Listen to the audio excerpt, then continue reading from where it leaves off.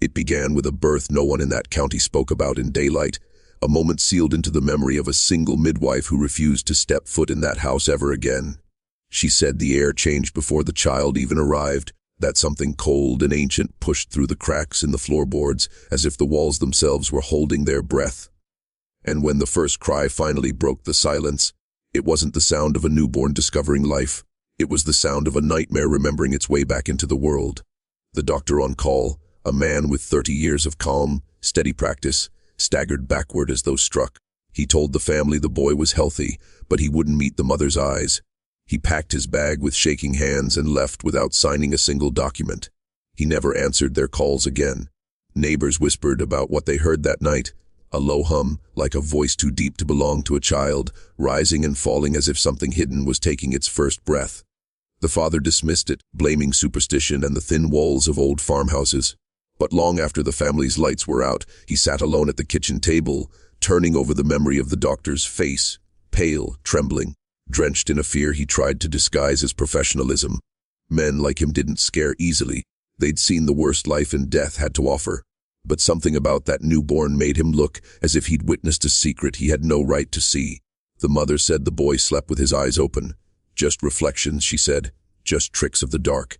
But she stopped sleeping too, and soon the father found her standing in the hallway at odd hours, staring at the door to the baby's room, as if waiting for permission to turn the knob. She said she heard whispering from inside. He told her it was wind, or pipes, or exhaustion. But each night, when the house settled into its stillness, he felt it too, that subtle pulse in the walls, like a heartbeat that didn't belong to anyone living. The birth certificate listed the child as normal, but everyone involved knew better. That night marked the beginning of something the town would spend generations trying to bury, pretending that what arrived in that farmhouse was just a boy. They tried to raise him like any other child, clinging to routine as if normalcy could smother whatever shadows followed him into the world. But the house kept changing around him. Floorboards warped in places only he crawled, mirrors fogged when he passed, though the air stayed still and dry. The family dog, a loyal old shepherd who had guarded that land for a decade, refused to enter the room where the crib stood. He would plant his paws, hackles rising, throat vibrating with a low growl the father had never heard from him before. And the boy, barely able to sit upright, would watch the animal with an expression no infant should ever wear, not fear, not curiosity, but something closer to recognition. By the time he spoke his first word, his mother had already stopped referring to him by name.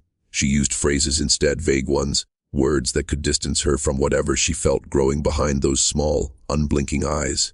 She told her sister she could feel him thinking, as if his attention had weight. She said the worst moments were at night, when she felt him awake before she heard a sound, a presence pressing against the quiet, alert and waiting. Yet the town avoided the subject. People sensed something wrong but didn't dare name it. They'd seen this pattern before, though no one living would say it out loud. A generation earlier, a different family on that same stretch of land had fled in the middle of the night, leaving everything behind. Their story dissolved into rumor and caution, folded into the county's unofficial history. The kind told at bar counters and hunting cabins, always with a shake of the head and a refusal to explain further. What the parents couldn't ignore were the visitors, strangers, claiming to be researchers or distant cousins, arriving with too many questions about the boy's development.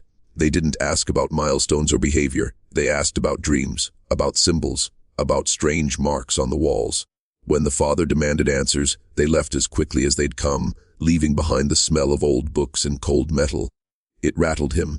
The sense that others were waiting for something they believed was inevitable. The boy's presence grew heavier with each passing year, as if he were remembering rather than learning.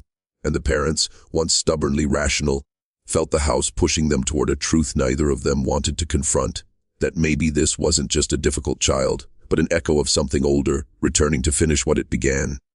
As he grew older, the strange incidents stopped feeling like coincidences and started forming a pattern, one that tightened around the family like a noose. By the time he turned 6, the boy had developed a habit of disappearing inside the house, not running away, simply vanishing into pockets of silence where no one could find him for minutes at a time. His mother would tear through the rooms, calling his name until her voice cracked.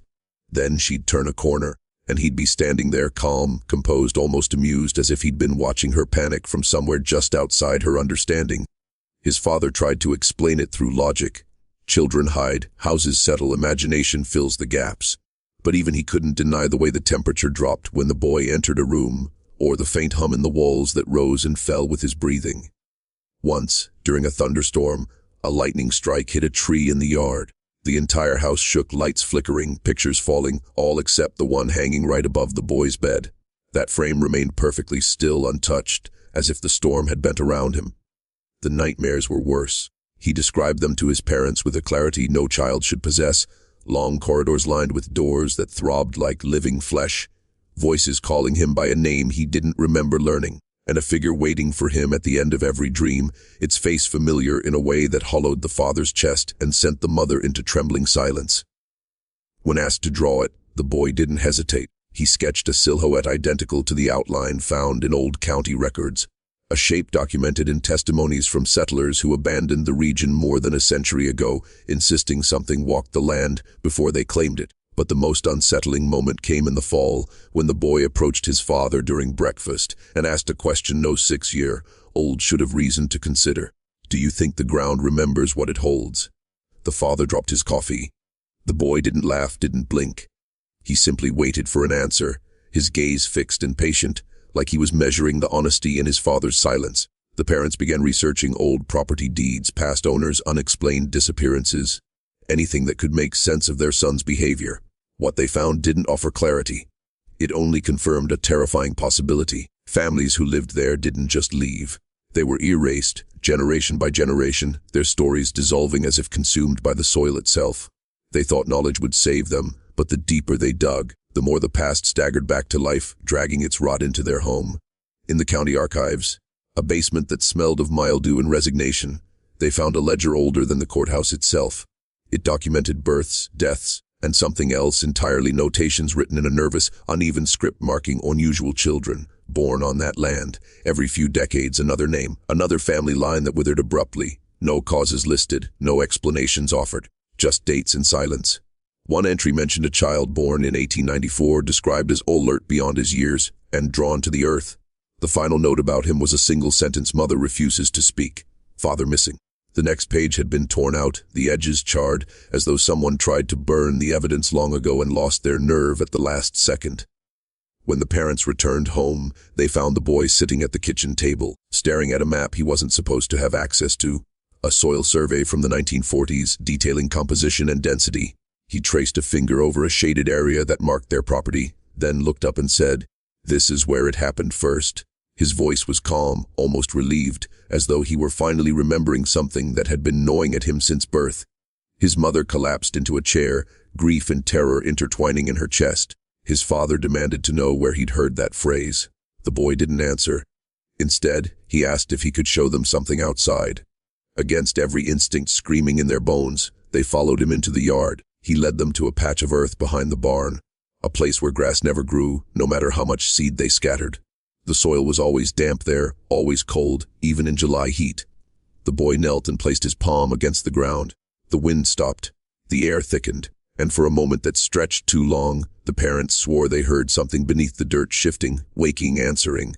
The boy whispered a series of numbers, coordinates, his father realized, that matched the location of a sealed record they'd found referenced, but never located an incident the county marked as a localized geological disturbance. But eyewitnesses described as an opening. The mother finally broke. She grabbed her son's shoulders, shaking him, screaming at him to stop, to explain, to be normal just once. He didn't cry, he didn't flinch. He only said, "I didn't come from you. I came through you." If you're still watching, you're already braver than most. Tell us in the comments. What would you have done if this was your bloodline? The father tried to tell himself his son didn't mean it, that children repeat things they hear, distort them, try them out like new teeth. But the boy's tone wasn't experimental. It was declarative, the way a witness recounts a fact he's finally allowed to speak aloud. From that moment on, the house no longer felt like a shelter. It felt like a mouth slowly closing around them. At night, the boy began waking before dawn and sitting at the edge of his parents' bed. Not close. Always a few feet away. Always in the same spot. He didn't touch them or speak. He just watched, as though taking inventory of something he expected to change. The mother couldn't bear it.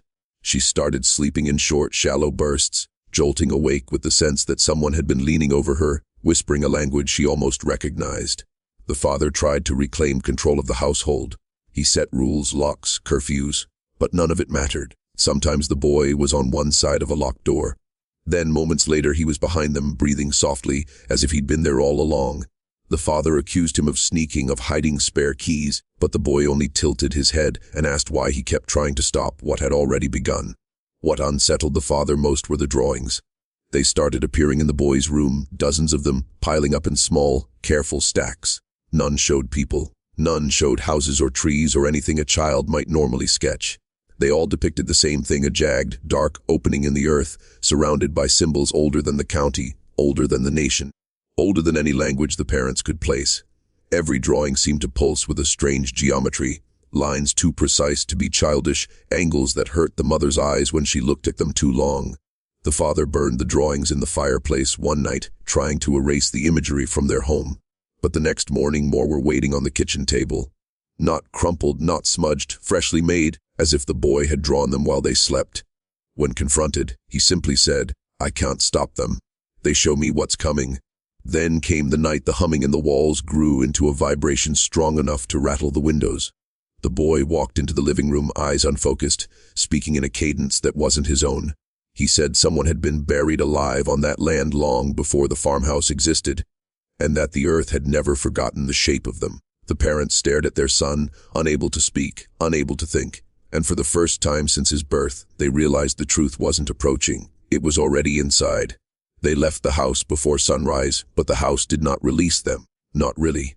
As they drove down the long dirt road, the boy sat in the back seat, hands folded neatly, face turned toward the window as though listening to something buried miles beneath the fields. His mother kept glancing at him in the rearview mirror, searching for any sign of the child she remembered. The soft-voiced boy who once held her finger with tiny, trusting hands. But what stared back at her now was not fear, not confusion, not even defiance. It was certainty, a terrible, ancient certainty that didn't belong in a child's bones. They reached a motel 2 counties over, a place with peeling paint and buzzing lights that never fully turned on. The father checked in under a false name. He thought distance would weaken whatever hold the land had on their son. But that first night, entire flocks of birds slammed into the motel windows, leaving streaks of feathers and blood like warnings written in panic. The boy didn't flinch. He only whispered, "It's getting closer. It doesn't like being forgotten." The mother begged the father to call someone, a priest, a doctor, anyone. But who do you call when the threat isn't a person, or a ghost, or a sickness? When the thing wearing your son's face speaks with the memory of something older than the country you stand on? Every option felt useless or dangerous, and the father knew the truth he hadn't dared say aloud. If others found out, they wouldn't try to save the boy. They'd try to contain him. That night, the boy stood by the motel door, pressing his ear against the wood as though listening for footsteps that hadn't yet arrived. He told them he dreamed of an underground chamber lined with roots and soil where a shape waited patiently for him to return. He said it wasn't trying to hurt him. It was calling him home. The father snapped. He grabbed the boy's shoulders, shaking him harder than he meant to, demanding to know what home meant. The boy didn't resist. He only blinked slowly, like something inside him was receding long enough for a final message to surface. In a thin, trembling voice, the voice of the child he should have been, he whispered, "It woke up when I was born, and it won't stop until I'm back where it left me." Before either parent could respond, the ground trembled. Just once, a low, resonant shudder that traveled up through the motel floor and into their bones. The boy looked down at his feet, then up at his parents, and for the first time since infancy, he looked afraid. He said, "It's here." The father didn't think. He acted. He grabbed his son, pulling him away from the trembling floor as though distance could undo destiny. The mother fumbled with the door, her hands useless, shaking so fiercely the lock rattled like teeth. Outside, the parking lot lights flickered, then died all at once, plunging the world into a darkness that felt deliberate, a darkness that felt inhabited. They tried to run. God, they tried. But the moment their feet hit the pavement, the air thickened around them, pressing in from all sides like the world had become a lung exhaling its final breath. The boy staggered, gripping his father's sleeve with fingers ice, cold and trembling. He wasn't guiding them anymore. He was being pulled. The mother saw it in his posture, in the way his body tilted toward the tree line beyond the fence, drawn by a force older than language. He whispered that it wanted him underground, that it had been waiting under the soil for the shape it lost, that he had been born wrong, too early, too small, too human, and now the earth had come to collect what belonged to it. The father scooped him into his arms and ran anyway, refusing to surrender, refusing to believe fate could reach so far. But the ground buckled beneath him, the asphalt cracking with a sound like bone giving way. A line tore open behind them, slow at first, then widening with deliberate hunger. Inside it, there was no fire, no heat, no molten glow, just soil, endless, rich, breathing soil that pulsed like an open wound. The boy went rigid in his father's arms. His pupils dilated, swallowing the color from his eyes. He said there had been others before him, but none had made it this far. None had resisted as long. None had parents foolish enough to love them more fiercely than fear. The mother grabbed her husband's arm, pulling him back from the widening crack. But the earth was patient. It didn't need to chase, it only needed to open. And then the boy's voice split. Not screaming, not crying, but layered, like two beings sharing the same throat. One voice was his. The other sounded like something that had waited centuries to speak again. Together they said, "Let me go." The father couldn't. Even as the ground yawned wider. Even as the air hummed with ancient recognition. Even as the boy's small hand reached for the soil instead of him.